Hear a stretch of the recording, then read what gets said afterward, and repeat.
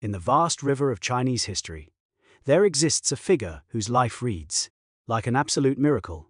If you were to open a heavy dictionary today, you would make a shocking discovery.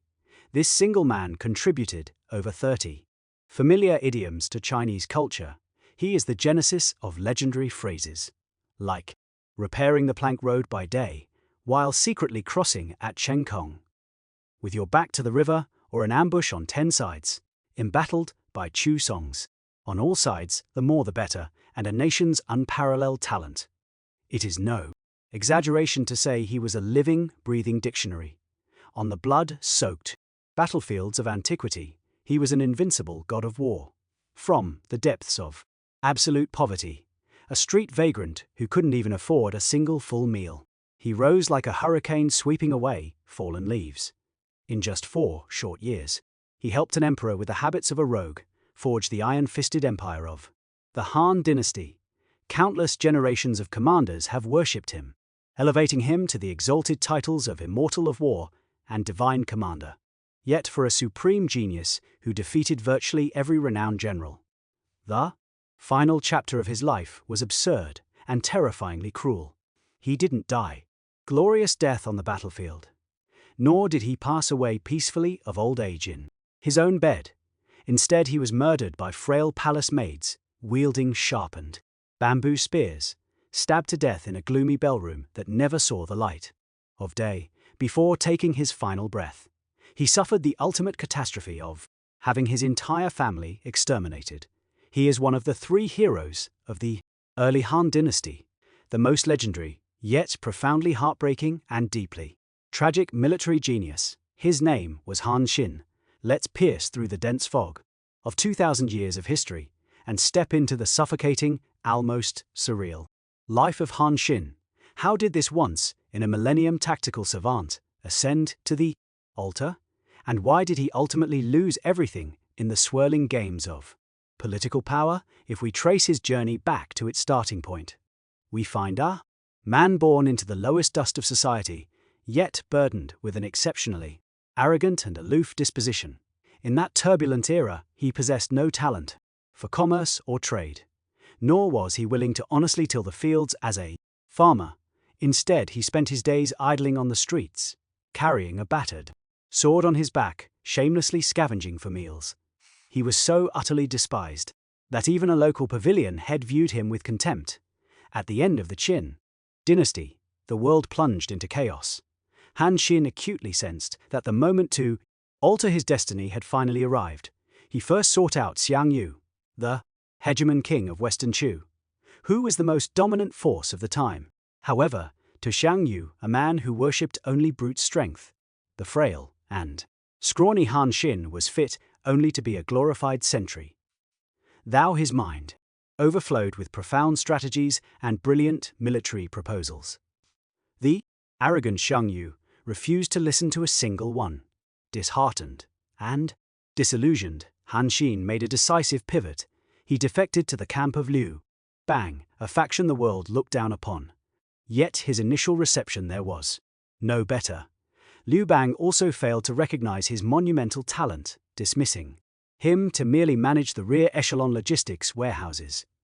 It wasn't until a famously fateful, moonlit night that the course of history altered. Prime Minister Xiao, he recognized the absolute brilliance of the young man. He rode out on a fast horse under the bright moonlight, desperately chasing down deeply despairing Han Xin, who had decided to flee. Dragging him back, breathless Xiao, he delivered a legendary evaluation to Liu Bang. Ordinary generals are easy to find, but as for Han Xin, he is a nation's unparalleled talent. Liu Bang was a ruthless man of magnificent audacity to conquer the world.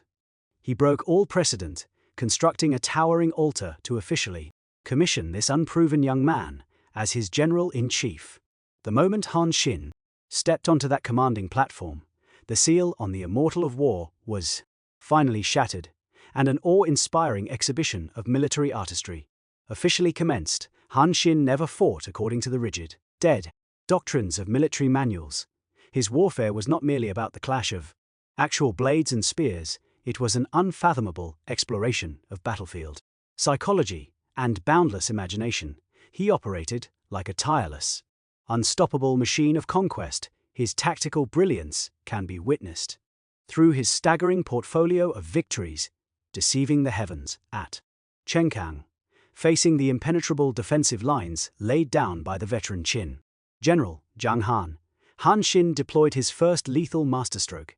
He made a massive spectacle of repairing a ruined cliffside plank road. It was impossible to fix, totally blinding the enemy to his true intentions. Secretly, like troops descending from heaven, he led his main force on a hidden detour, conquering the three Qins in one fell swoop, paving the way for Liu Bang's triumphant return to the Guanzhong region. The wooden jar crossing, when King Bao of Wei fortified the Yellow River, believing his position to be foolproof, Han Xin orchestrated a brilliantly deceptive maneuver. He feigned a massive frontal assault across the Yais River, drawing the enemy's attention, while secretly strapping his soldiers to wooden tubs and hollow gourds upstream. They launched a devastating surprise attack, directly breaching the Wei capital and capturing King Bao alive.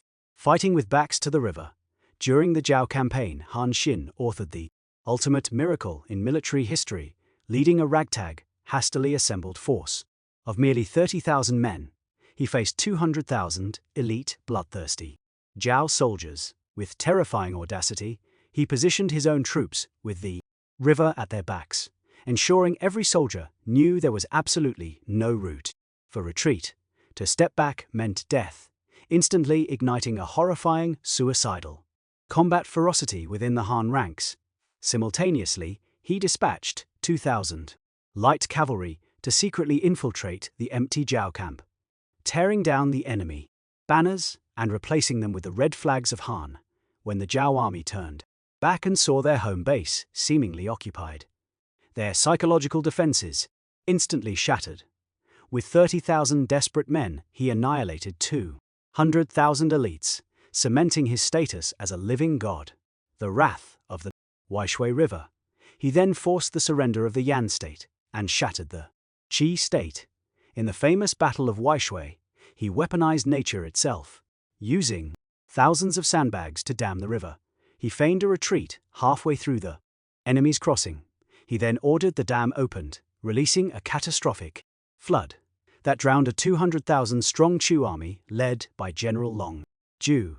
The 10-sided ambush at Gaixia, the empire Liu Bang eventually ruled, was largely carved out, inch by bloody inch, by Han Xin's hands. In the climactic Battle of Gaixia, acting as the supreme commander of the coalition forces, Han Xin wove an inescapable, 10-sided net of ambush.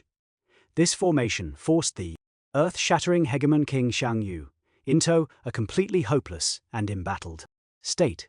Surrounded by the songs of his homeland, driven to absolute despair, Xiangyu slit his own throat by the Wu River.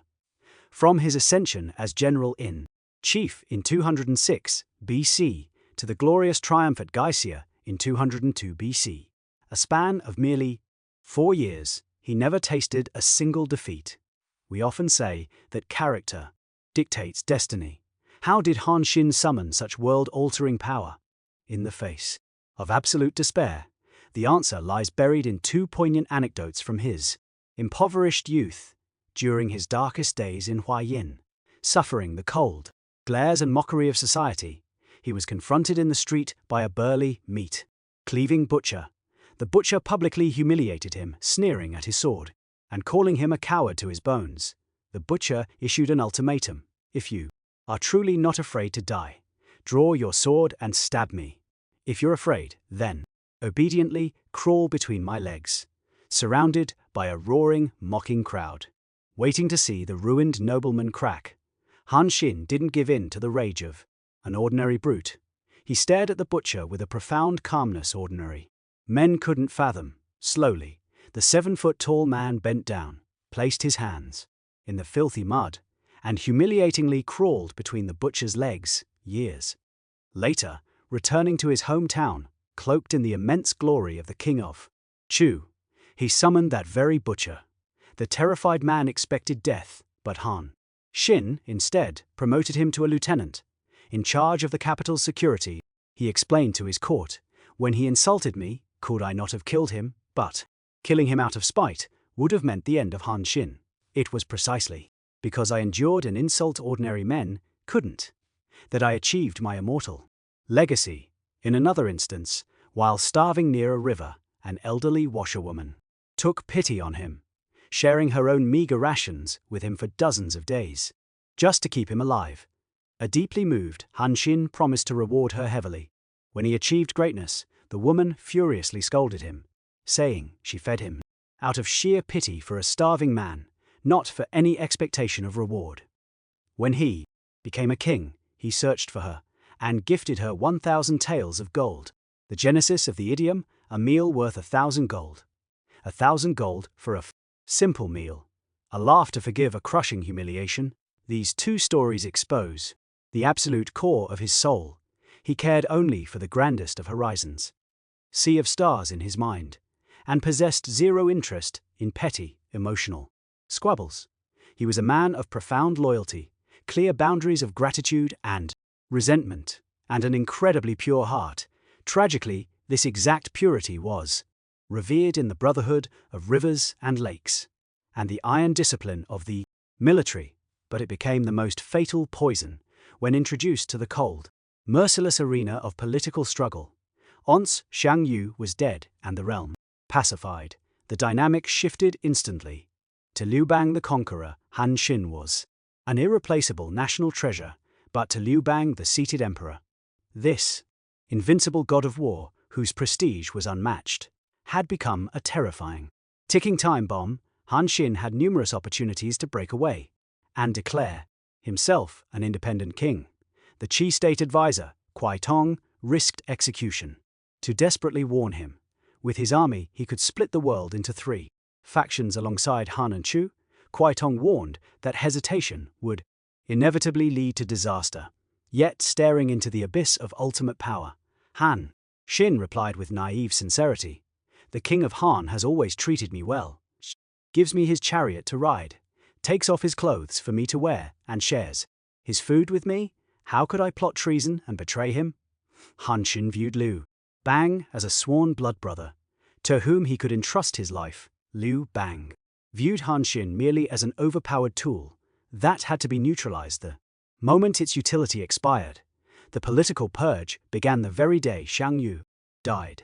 Liu Bang launched a surprise raid on his camp, stripping him of his military command. He was then relocated from the king of Qi to the king of Chu, tearing him away from his established power base. Later, under the fabricated guise of a rebellion plot, Liu Bang stripped him of his royalty entirely, demoting him to the Marquis of Huayin and placing him under strict house arrest in the capital city of Chang'an. The unparalleled military fairy, who once commanded millions from towering platforms, was reduced to feigning illness. In a dark courtyard, utterly depressed, he felt such profound shame at his situation that he lamented the disgrace of even being ranked alongside ordinary generals like Fan Kuai. The final act came in 196 BC. While Liu Bang was away crushing a rebellion, Empress Liu and Prime Minister Xiao He concocted a venomous plot to permanently eliminate the threat. They lured Han Xin into the Changle Palace, the very man who chased him under the moonlight, to elevate him to godhood. Xiao He now acted as the Grim Reaper, guiding him to hell, birthing the chilling phrase, "Success by Xiao He, failure by Xiao He." Inside the desolate bellroom of Changle Palace, the god of war met his ultimate degradation. Years prior, Liu Bang had sworn an oath to Han Xin. He wouldn't die if he could see the sky, or touch the earth, or face weapons of iron. Exploiting this oath, vicious cunning, Empress Liu had Han Xin suspended in mid-air inside a bell. So, his feet touched no earth, covered his head with a thick cloth sack, so he saw no heaven, and ordered palace maids to impale him with sharpened bamboo poles, ensuring no iron was used. In his agonizing final moments, Han Xin looked toward whatever sky he could imagine and unleashed a roar of profound indignation. Truly regret not listening to Kuai Tong's advice. To die so humiliatingly at the hands of a woman. Is this not the will of heaven? His life was defined by extreme tearing contradictions. Standing before a military map, he was an omniscient deity who grasped the deepest weaknesses of human nature and drove formidable foes to their absolute doom. Yet upon the chessboard of politics, he was naive and stubbornly innocent. He foolishly believed in the sanctity of gratitude and in chivalric brotherhood, and in the sheer illusion that if he didn't commit treason, his sovereign would never execute him. He attempted to navigate the murky, ash-grey waters of politics, using the stark black and white logic of military tactics, a fatal miscalculation that guaranteed his utter destruction. The great historian Sima Qian lamented his ultimate fate. If only Han Xin had learned humility and yielded to others.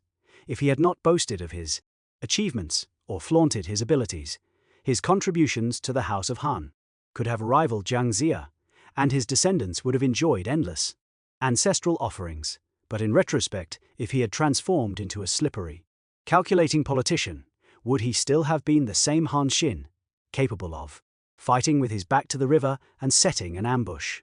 The pristine purity of his character forged his radiant crown as the god of war, and that exact, inflexible purity severed his head from his shoulders. When the birds are gone, the good bough is hidden. When the cunning hare is dead, the running hound is boiled. Millennia have quietly slipped away, and the once glorious palaces of Chang'an, Hive, crumbled into yellow dust.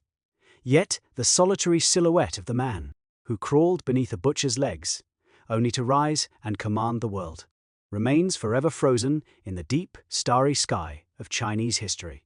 The brightest, most brilliant, and yet most heartbreakingly lonely star of all.